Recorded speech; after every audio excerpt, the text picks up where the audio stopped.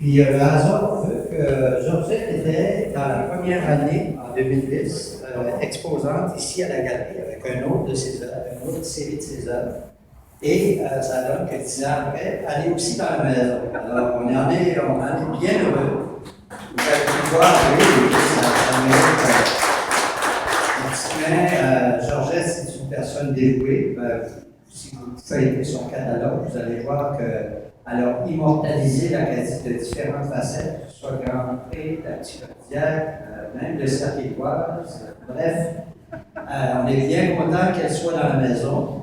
Elle sera chez nous encore pour un bout de temps parce qu'on a annoncé en lancement de saison en début de semaine qu'elle allait aussi offrir des soirées vin et peinture dans le cours de la session d'automne et probablement à l'hiver. Ceci dit, j'arrête de parler parce que vous êtes là pour entendre parler de Georgette, de son œuvre. Alors Georgette, je te laisse complètement le faire. Bonsoir, merci d'être ici. Je vais vous présenter Stephen Leahy, comme ça, et Denise Leahy, avec Madame Envers. C'est eux qui ont initié ce projet-ci. Je les ai rencontrés un an et demi passé. Je suis allée à Port-Roche voir si je voulais accepter de faire ce projet-ci. Et j'étais dans la région et j'ai décidé que ça faisait partie de mon parcours. J'ai toujours fait l'histoire de l'Acadie contemporaine, alors j'ai accepté. Mais je ne savais pas que j'allais commencer mon travail ici au Centre des Arts et de la Culture. C'était un coup d'abondance. Et c'est ça. Là, je vais vous parler de mes deux œuvres et comment j'ai procédé. Je vais commencer par ça. Puis je vais remercier Bernard parce que Bernard Leblanc m'a beaucoup aidé avec les bâtiments. Il a été mon coach. Ça a été merveilleux. Et peut-être sans lui, les bâtiments seraient toutes croches. En tout cas, on commence là. Bon, ceci, c'est le moulin à marée. Aussi, Stephen voulait que je mette une petite charrette ici pour le grain. Alors ça deviendrait le moulin à grain. J'ai fait des choses particulières. J'ai décidé que dans la petite maison, c'est moi, avec mes chevaux. Et là, j'ai mis mon ami, grand ami d'enfance, celui qu'on a 3 ans, Claire Richard Milligan. Elle est dans les personnages que j'ai mis là. On voulait un chaloupe, le moulin. Ça m'a pris 3 semaines à faire cette roue-là. Tout le monde au Centre des Arts et de la Culture a entendu parler de la chère-roue. J'ai mis des moutons, des vaches. Aussi, Bernard m'a dit que les toits étaient faits de différentes façons. Alors, j'ai fait des toits comme ceci et des toits comme ça. Les jardins étaient en avant ou à côté. J'ai mis une corde à linge, une lignard. Et j'avais mis mes cochons roses. Mais je les ai changés à gris parce que Bernard m'a dit qu'ils étaient gris à l'époque. Ok, on va aller ici. J'ai fait faire une vidéo qui explique beaucoup. Ça, c'est mon fils qui l'a fait, Chris Harrigan. C'est une vidéo explicative. Ici, dans celle-ci, j'ai dû partir. Le centre a fermé. J'avais pas tout à fait fini celle-là. Et dans une journée, j'ai perdu tout ce que je pensais pour faire ma deuxième peinture chez nous. Ma voiture n'était pas grande assez. C'est mon ami France qui est venu avec sa voiture juste là. Et on a charrié la toile vierge chez nous. Alors, je vous explique un peu les pigments. Ça, c'était la bande Ranger, c'est ça. et c'était des migrants de la région de Pagwash, qui est appelée Rachel. Ils venaient cacher des huîtres. J'ai mis des cochons presque gris, petit peu rose. Les moutons, je voulais mettre la vie, puis j'ai beaucoup aimé faire ces moutons-là. Ici, parce que ça représente la grosse maison, la maison française, la maison, c'est le manoir. J'ai la grange, je voulais la mettre une des plus grosses granges de la région.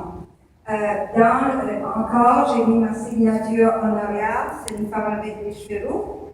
Et celle-ci, c'est ma fille, Melissa, que j'ai mis dans la porte.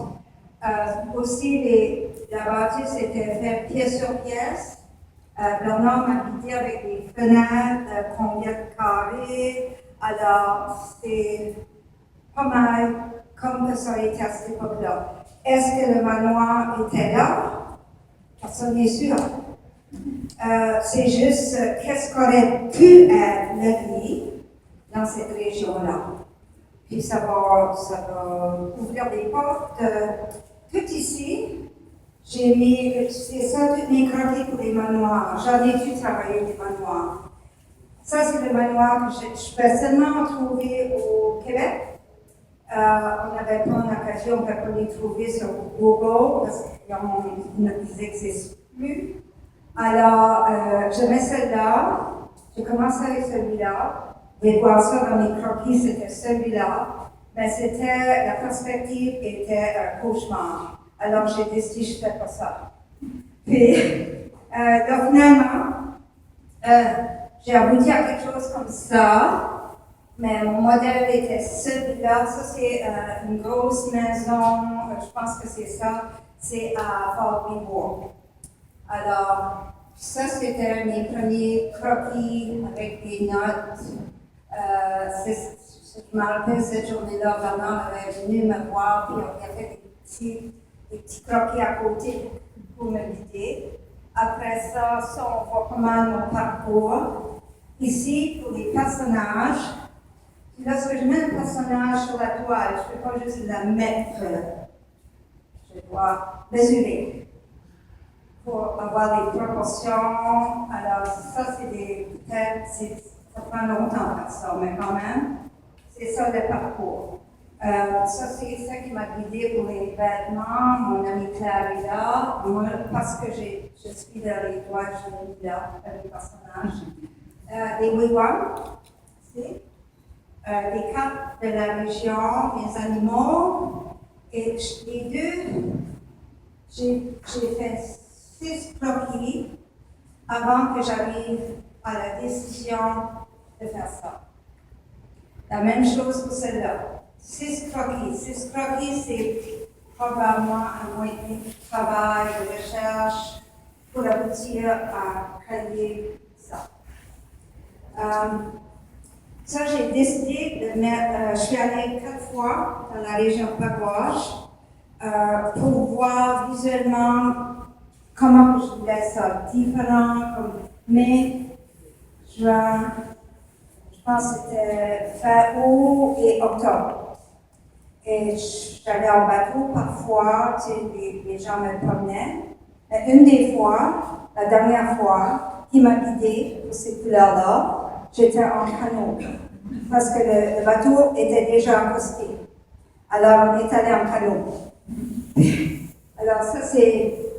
D'autres, on peut mieux voir là. C'est ça qui m'a guidée à faire la première. Parce qu'on voit ça, c'est ce qu'on appellerait les temps de pond. Ici, la chair roue. Je parlais de la roue. Puis là, j'avais fini. On peut voir l'hiver. Ici, c'est rouge. C'est ça, finalement, j'ai pensé que j'utilise 2 différentes couleurs pour me démêler avec la chair roue. Alors, j'ai commencé, ça c'est rouge et bleu, puis là, la perspective, il faut que je calcule, parce que les barreaux en arrière ne sont pas la même perspective comme les barreaux en avant, pas du tout pareil. Alors, ça, qui m'a guidé à ça, j'ai dû faire des décisions aussi. sur comment la moulin aurait été placé là. C'est pas juste. Puis il n'y a rien qui existe. Ici, c'est mes 6 papiers. Ça, c'était mon premier moulin.